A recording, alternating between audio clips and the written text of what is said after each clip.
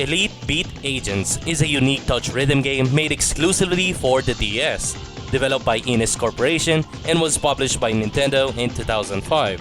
It's the second game within the series, basing of its previous Japan-only game called Osu Tatakai Owendan. Elite Beat Agents, or EBA on the other hand, is a different global release of it, having a more global international songs, different stories to follow, and most of the stuff in it. Now, considering this is one of my childhood games of mine, along with the other rhythm games that I've played before, EBA is one of those games that I really wanted to talk about for its unique take to the genre. Especially since a lot of the people know more about Osu without knowing its roots. Kinda like with the DJ Max series and the others alike, without knowing the older version of the Auto Jam series before. Well, not the newer one though. That's a bit of a disaster to talk about. This is K1PM. This time I'll be doing a full review of Elite Beat Agents. I'll be covering more in depth about the game and pointing out the pros and the cons of it. The game revolves around a group of agents helping out the distress calls of different people and animals around the world. The agents would rush in each time to motivate and cheer them on without helping them out directly, uplifting each of their spirits to pass through their struggles in between. Whether it'll be a babysitting situation, a magician in taking out a robbery from a casino, a corporate ninja stealing back their company plans to make his papa proud, a dog who's trying to go home, traveling through different places, or saving the planet from an alien invasion with the power of music, and a bit of dancing in between. By now, I think you get the picture. You shouldn't take the story that seriously though, but it has its own fun way throughout the game that makes it memorable in their own kind of way. Especially in a rhythm game where stories shouldn't even matter at all. Except for these ones, however. Rhythm games do evolve from time to time after all. As Elite Beat Agents serves as a different kind of sequel from Osu Tatakai Wenden, the game takes place on a completely different setting and theme, with a lot more improvements in between. The unique side of Elite Beat Agents compared to the other rhythm games out there is a heavily embedded story for each of the stages that influences the progression for each of the scenario based on the player's performance. Basically, if the player keeps on getting a decent score that its life bar is high enough, the scenario changes and improves for the better. If not, it makes a huge blow to the characters within the scenario. That creates subtle changes at the end of every stage.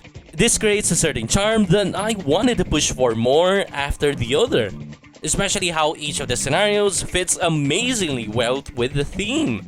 That made me appreciate the song even more because of the game. If you happen to mess up the stage song, the game would go on to a game over scenario, showing the bad outcome of it, kinda like a bad ending for them that you could avoid. Pair it up with a coordinated cheer performance here below, creates a satisfying watch to see. Better than what Dance Dance Revolution games have done before. But not as good with the moves in Bust a Groove, however, on the PS1. The dance move in that game is amazing. Honestly, I'd say EBA has the best paired up scenario along with the theme song of a stage. Compare that to the rest of the other rhythm games of its time. The featured songs were around the 70s up to 2000s, covering more on the pop rock, disco, and soul. You know, those songs that were good during the rhythm games back then. I wanted to show the kind of songs it has, but YouTube might not like it. So here's a list of songs that the game has instead. While the difficulty of a song ties into the starting set of agents available over here, that can be unlocked through completing the other difficulty first, instead of the other way around with the song's separated difficulty. Personally, I don't mind they have that kind of setup, I guess. Like, sure, it ties with a different set of character as agents, making it a bit more different than the usual setup of the difficulty. But at the same time, it can be a bit bothersome having to complete the whole campaign first just to want to try out a single song on a higher difficulty. In a way, the harder difficulty are more of a new game plus thing, you could say, instead of selecting the difficulty directly instead. I know that it sounds a bit of a nitpick kind, but for a rhythm game, the difficulty settings should matter a lot. especially to those who are used to playing rhythm games. There's also the multiplayer mode of it, where you could match up with other players or battle out with their own previous recording. That displays a completely different scenario for the story. At first, I'm already surprised how decent the story for each of the episodes were. And now, I'm stunned how the devs went this far for the multiplayer part of it. I wish I could try out the other modes though. But it's not like I have someone to play with as of the moment. The art style and graphics of the game are pretty much alright. The overall look of it doesn't age well that much, but at the very least, the comic kind of layout for the story and the interactive progress throughout it all looks great. Although to be fair, it's not like the player would be looking at the top of the screen that much, while focusing more on the bottom side of it instead. I can fully appreciate it once I be rewatching a replay of it, but then again, it's not like this was the only rhythm game to have done that, right? It's already more of a standard thing, just to be clear. That's why I give this game a rating of 8 out of 10. Elite Beat Agents is a decently challenging and fun DS rhythm game. The whole matching setup for the songs and each of the stages what makes it memorable for me, and love the game as it is. A simple story all around, yet an engaging way to its blend. Despite the amount of songs is a bit few for a rhythm game during its release, the quality of it, however, is really good. Though I do kinda wish for more actually.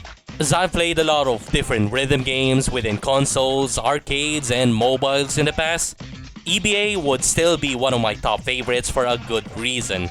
It's unfortunate the sales weren't exactly that high, despite it was well received by a lot of critics of the game.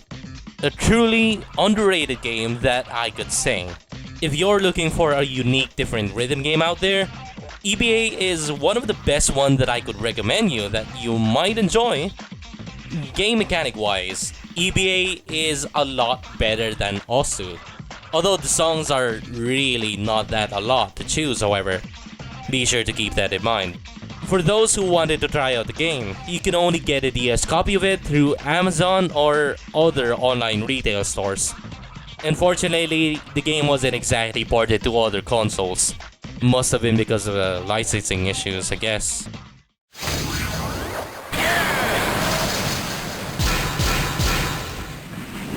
Mission complete! For more videos such as these, why not head down to my channel to check things out? I do accurate game reviews of the past games, and some other new ones too. If you consider subscribing to my channel, please do follow me on my Twitter account for more updates, in case something bad might happen all of a sudden. There's still a way to contact me over there. This is K1PM, and I bid you farewell.